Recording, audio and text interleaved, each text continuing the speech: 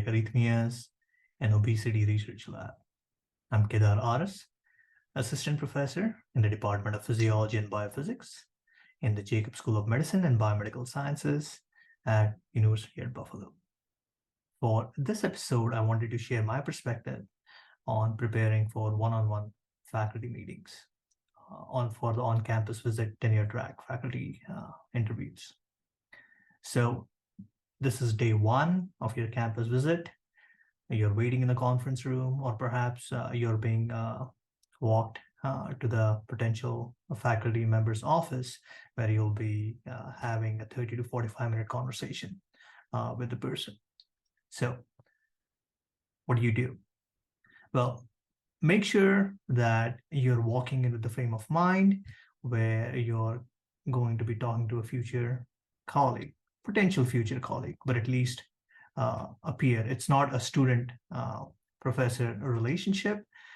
It's going to be a peer-to-peer relationship.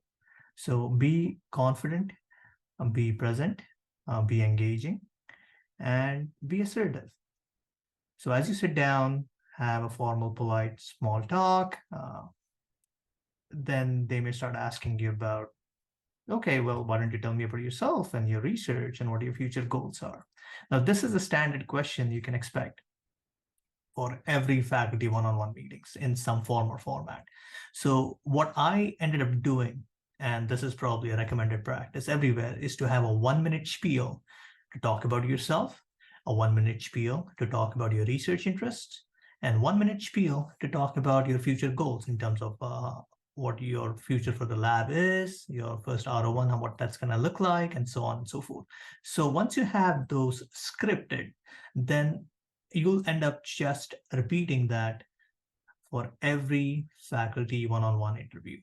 And since you'll be going for multiple campus visits, you'll have multiple one-on-one faculty interviews, having that spiel scripted will make it easier and easier as you go through multiple iterations, and it'll become second nature to you. And that's what all politicians do. When they go on campaign visits, they have this one spiel that they repeat everywhere they go.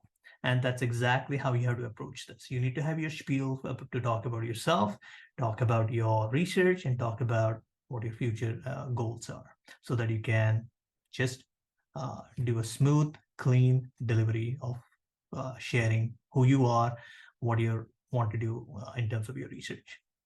Beyond that, obviously, you will have done your homework, ideally, in terms of knowing what their research background is. So you'll have 1 or 2 questions lined up to ask about the research, and hopefully not needed. If you can identify a potential common ground for collaboration, that would be great. But if not, that's okay too.